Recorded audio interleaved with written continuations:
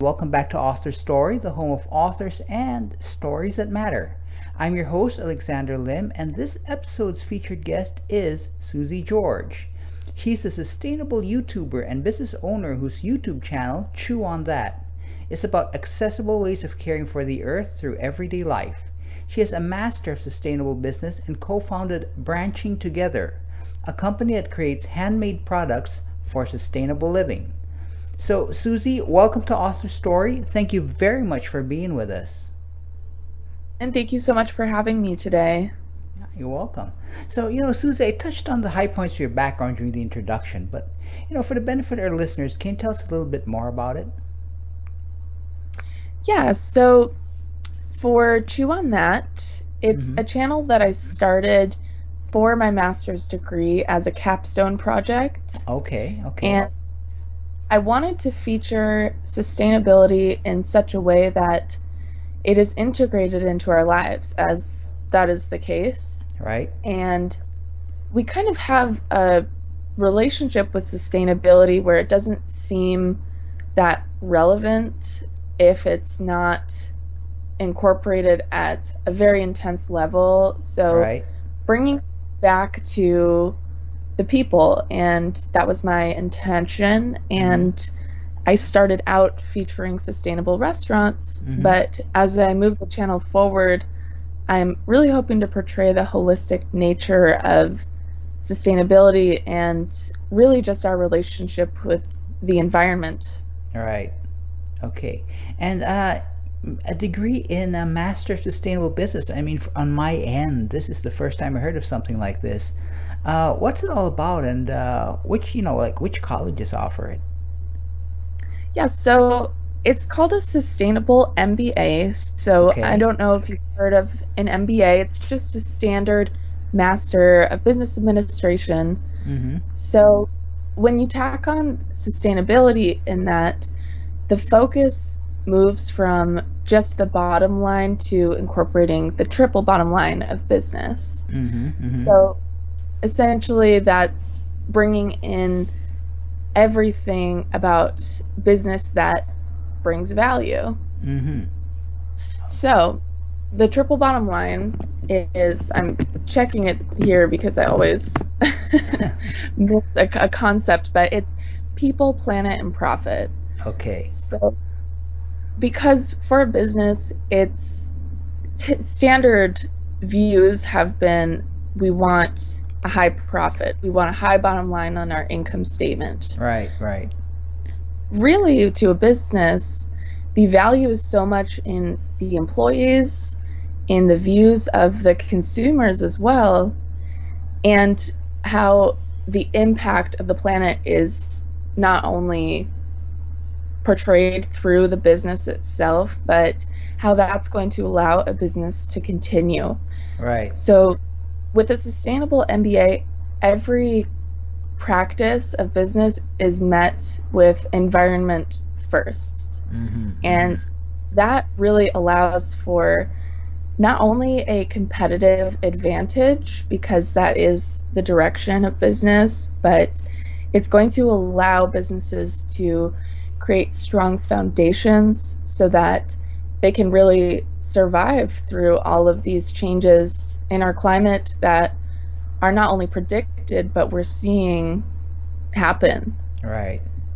Okay. And I got my degree from a school called Unity College, but it's actually, sustainable MBAs are now being offered at more and more colleges, and they're accessible as well in online programs. Right. I mean, given present ecological concerns, I think something like this is about time, because as you did mention, like business before, they really focus on the bottom line without regard to the environment, and this totally cut, at looking at how business operate. Right. Yeah, it was a great experience, and I definitely learned plenty of practical skills that just aid in viewing really all things with a realistic point of view, as the environment should be a primary concern. Right, definitely. I mean, without the environment, let's face it, we humans wouldn't exist. Exactly. Right. Okay, so Susie, I'd like to go a little bit into address a little bit about image as well, because I mean, I'm sure there's still a lot of folks out there who think, oh, someone who follows sustainable living, this must be a quote wild man unquote, or a quote hippie unquote, or something like that. But you're Yeah. definitely not. I mean, master's degree in business that and business at that. That's some definitely I think as far as removed from being a hippie is can be. So, when did you first get interested in sustainability?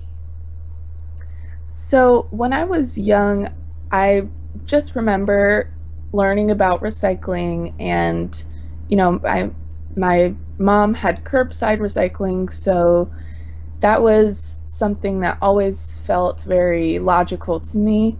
Hmm. And I remember being with my friends or at school, and they would just toss their garbage or their recyclables in the trash. And, Right?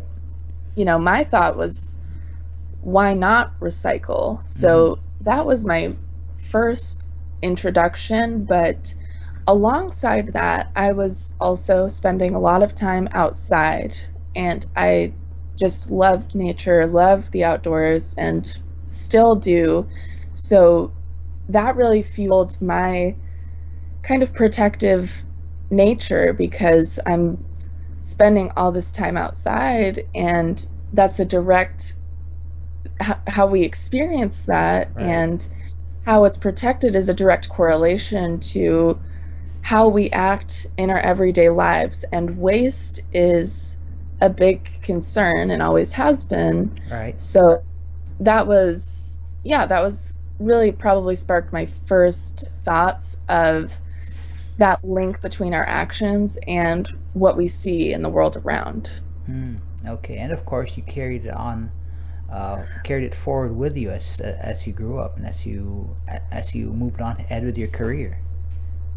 Right, and I still very much continue to learn. And Hmm. a big a big sort of principle of my channel is challenging that image you presented, which a lot of people still hold, Right. which is that sustainability is, oh, you have to be completely zero waste, or Right. you have to be committed to this lifestyle that just frankly is seems very far-fetched for most people in our modern society. Right. Right. So, but I'm hoping to, through my work, just get rid of that kind of link, because in in truth, sustainability is actually very accessible. So it's kind of continuing to create that bridge and to make it seem like the logical practice that it is. Right. I mean, yeah. I mean, definitely. I mean, sustainability. I Hmm. mean, it's like as you mentioned, sustainability seems difficult for a lot of people. I mean, why do it if things seem to be working out as it is? But it can also be integrated into life into one's lifestyle. Right, and I would even say that things aren't working that well as they are in Right. society, Right. because we've already seen so many practices of mainly of large corporations or agriculture systems that have severely impacted our climate to pretty much an irreversible place. Hmm. However, if we start to make large changes on that enormous scale, then we definitely will start to see improvements in our environment. Right. Right. Okay, so far, we've been talking about sustainability, and I'd like to talk a little bit more about that. I mean, that's what your channel is all about. But before we do Yes. that, I'd like to bring up its exact opposite: unsustainability, non-sustainability. Call it what you will. Um, Yeah. a lot of folks. I mean, I mentioned this earlier, but a lot of folks they live a kind of lifestyle. I think it's okay to live the way they do in the unsustainable the way they do because they don't feel the harmful effects of it. Um, Right. and can you just give us like just so our listeners can get a hold of this? can you give us one example of the way we live that it is unsustainable, why it is unsustainable, and how it can affect us? Right. So that's a great question because, of course, you know, I would argue there are several ways in which we live unsustainably, but one thing would just be probably on an individual level. I think an important thing is our use of single-use packaging. Okay. So that anything from chip bags to laundry detergent containers to to-go boxes from a restaurant. Right. Like I mean, So these things are packaged. They used to hold stuff, and then after you get the food or whatever it is inside, you just toss it out, and it's not recycled. Is that correct? exactly, Okay. All right. exactly. Okay. Okay. So really the larger implication there. So, as an individual, that may not amount to much waste, and as if you look at one restaurant in the scheme of the entire world, it's still not that much waste. Right. However, it's indicative of our mindset, our modern mindset, which is convenience first.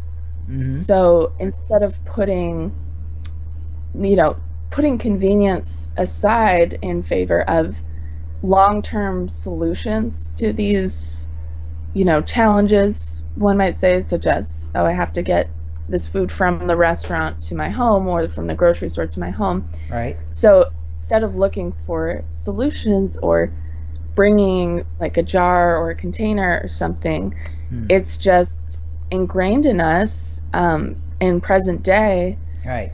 that we will have a single-use item. And this concept in our human history is actually relatively new. So I believe that we have a future without single-use plastics, and that will change alongside a lot of practices that are unsustainable. Right. Now, when you mentioned like single use, like in potato chips and stuff like that, I mean, I can just hear some of our listeners thinking, okay, potato chips, let's just use potato chips as an example. Yes. Potato chips, okay. If I can't get it in the kind of pack that I've been getting it in, what am I supposed to do? Am I just supposed to go to a grocery and bring along a jar, and then they'll ladle it out, the amount of potato chips in the jar? I mean, what would then be a practical way by which people could still get their potato chips and not create the kind of waste that they're creating right now? Yeah, well, you actually said it yourself, Alex. Bringing your own containers to a store, to a bulk store, is probably the best solution that exists at this present moment. However, like I said, I think that our society will start to shift toward the use of those reusable containers, and more solutions will emerge. So if you don't have that option, which I don't have a bulk store near me that has potato chips in bulk, Right. so and I still purchase chips, I will say that. Okay. In normal, I cut down my use significantly. So that's really the first option, is to replace snacks that have those single-use plastics or packaging, replace those with a food that has less packaging or zero, and making a lot of your own snacks, prepping them ahead of time, so that, say for example, you make your own potato chips with potatoes that you purchase in bulk. So that's going to be healthier for you, and it's also going to reduce that waste. However, many of us are so busy, so that's going to come with a cultural shift as well, Right. as people, invest more time. Right. Okay. Right. So let's get on the topic itself, sustainability. First off, definition of terms. What is sustainability? What's the definition of sustainability? So sustainability is really just, in simple terms, it's really just the ability to exist long term, and I'll just keep it at that because sustainability has taken on a new meaning in the environmental sphere and Okay. been, in my case, it's directly correlated to environmental action. Mm-hmm. But at the root of its word is really just the sustainability of our earth and of certain systems. So we look at it as really just an environmental health and the ability for our world to exist long term. And in the case of businesses that adopt environmentally sustainable practices are going to be able to exist long term because that's where the priority is, and it's versus a short term gain. Right. So to just make it maybe clearer to those who want to keep it simple.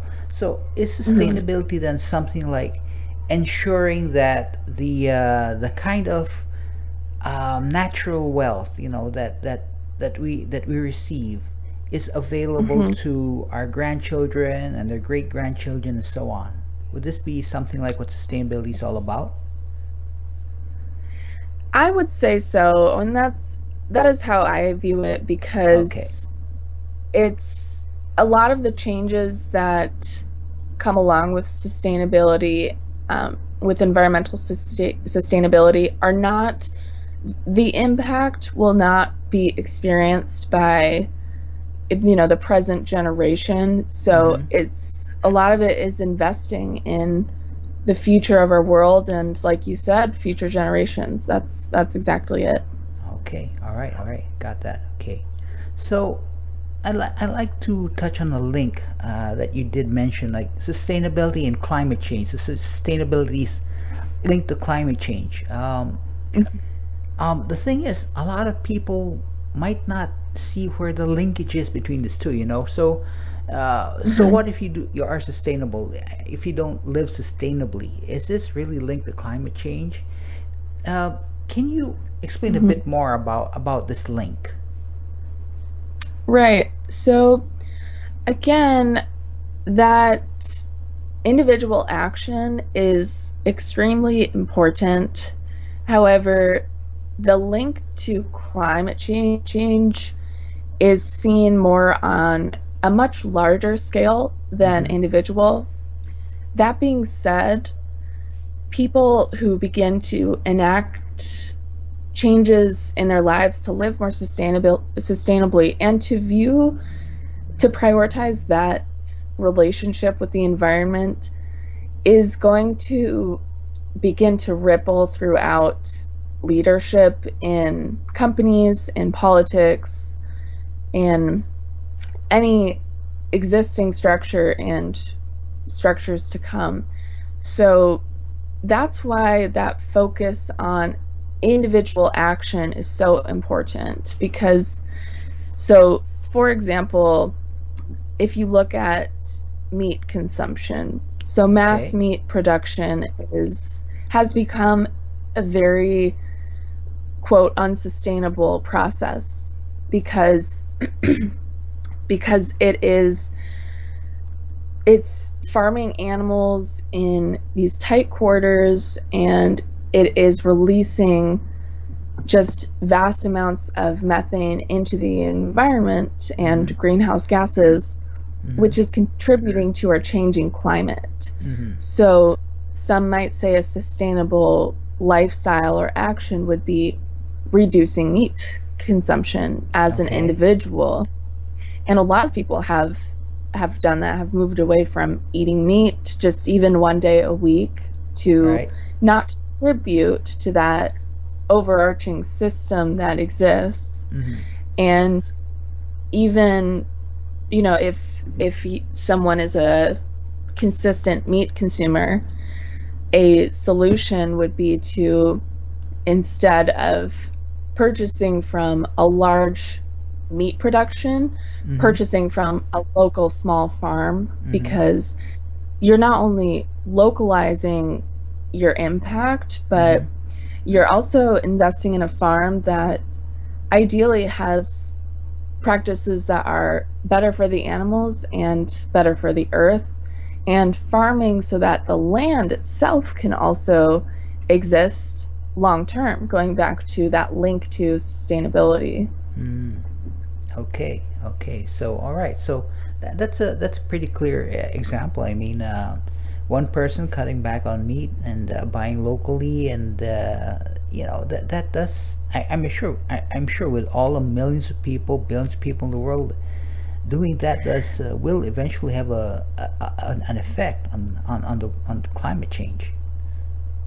Yeah, absolutely. And I mean, it says it all in the statistics. If you just Google just the consumer demand for sustainability, people are really embracing their individual responsibility, because they know that themselves and the children that are continuing to be raised in this world are the people who have the responsibility to start to shift our world in a direction where our land can still be inhabitable.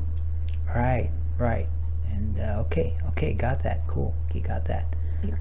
All right. So yeah, I mean, that's kind of directly obvious. I mean, eating meat linked to methane and all that stuff. Greenhouse gases and climate change. Okay, so that's the link is right there. Now, Right. I checked out your channel, and I admit I'm rather surprised to see that you cover quite a few topics in sustainability. I mean, you did mention that your series on sustainable restaurants, it's essentially a capstone project. But I also some other stuff like, skincare. When I first came across it, my first reaction like, really? Like skincare. And I originally Yeah. thought, that skincare. So why bother? So, sustainability is not an issue here, but apparently there is. Can you tell us a little Yeah. bit more about this one in particular? Because I think this gives an excellent example of, what people can do and how people can work so that things remain sustainable. Right. So, like I mentioned, it's really a holistic mindset. Sustainability is a holistic mindset. So, yeah, I started out doing the restaurants because our food systems are a very important aspect of sustainability, specifically of climate change. And beyond that, I mean, everything in our lives, you said it yourself, everything comes from the earth. So that includes our skincare products. Right. So with that, yeah, so you're referencing a video that I made, which is kind of a tutorial of a few skincare products.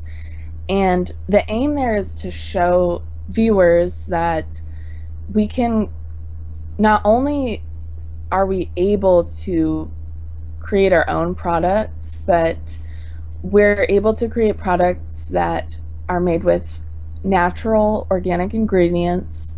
So in the product's initial creation, or in each of those ingredients creation, those are sustainably made.